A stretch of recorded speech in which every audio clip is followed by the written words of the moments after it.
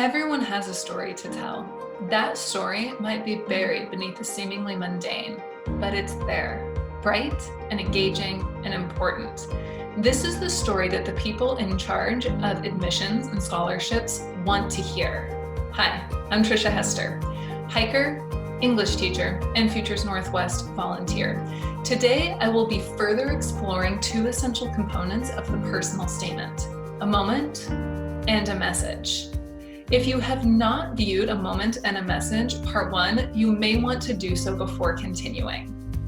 In this video, you will learn how a moment and a message work together to create an impactful personal statement by examining an exceptional personal essay from the Native Pathways Guidebook. You can find this resource on the Futures Northwest website and in the show notes. Let's begin.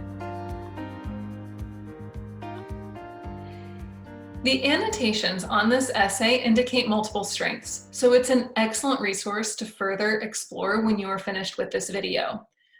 Remember, a moment is exactly that, a specific instance, a moment in time.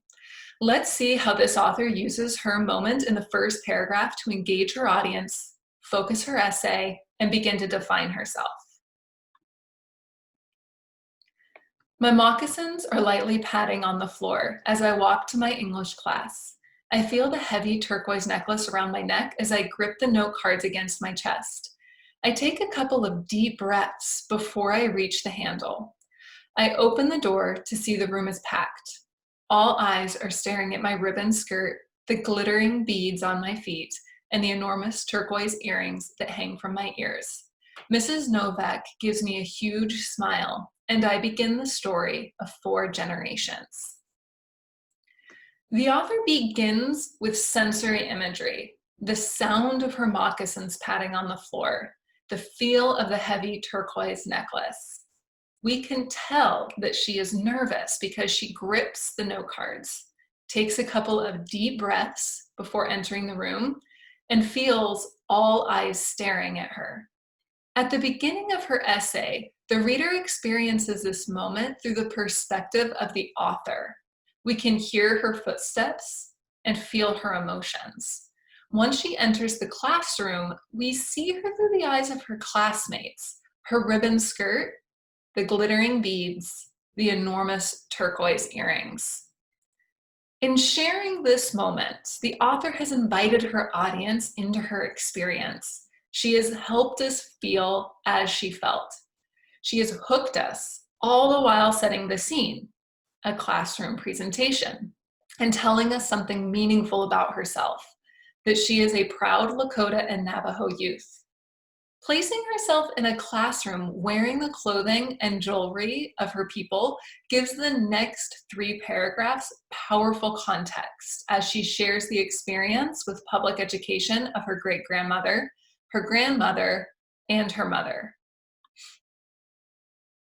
My great-grandmother got married when she was 15. She raised 10 children. All of them were taken away around their 10th birthday, and I learned that it was hard for her to understand when strangers came and told her that it was the law that her kids went to school. She only speaks Navajo, and it was alienating when her sons and daughters spoke English. My grandmother recalls this time differently. She remembers her mother putting her on a bus with a suitcase and her entering a classroom where she did not know the language. Her bed was in a room with 20 other girls she did not know. She eventually began to speak English, but the staff and teachers never cared if her coat ripped or when she got sick. My mom remembers early mornings when she fell asleep on the hour bus ride to school. She stuck with her fellow Native friends and never spoke up in class. When she told her counselor about her college goals, they didn't take her seriously. She was the only one of her group of friends to go to college. The moment the student enters the classroom, and the ones that follow, giving short yet detailed accounts of her family's experiences with public education, set up her message beautifully. Today, as I stand before this class, I am literally wearing my heritage on my sleeve. a ribbon skirt from my father's Lakota heritage, and the turquoise from my mother's Navajo land. I am so grateful to receive an education and support from this school. Mrs. Novak asked me to share why I decided to become a teacher. Native youth today have a high dropout rate because of the lack of mentors, the lack of support systems, and they carry the history of trauma from people before them. I too will carry the history of my ancestors like my great-grandmother, my grandmother, and my mother. As a teacher, I want to not just teach, but to inspire the next generation and emphasize that I believe in them. Thanks to people like Mrs. Novak, I want to change the way Native youth approach education. Native students have dreams and ambitions to help them overcome obstacles, maintain their resiliency, and work for a better life. I believe that if I can educate the youth of my tribe, they will work hard and earn a diploma. They are capable, like me. This student knows that Native youth and their communities have been historically and systematically traumatized and underserved by the Western education system, which is why she feels compelled to teach, heal, and uplift Native youth as an educator. The author's moment and her message are beautifully aligned and focused. They reveal a powerful part of this individual's experience that may not be captured by the rest of her application. The way these elements work together also communicate her writing skills and her ability to make meaningful, logical connections through reflection on her experiences. Thanks so much for joining me today.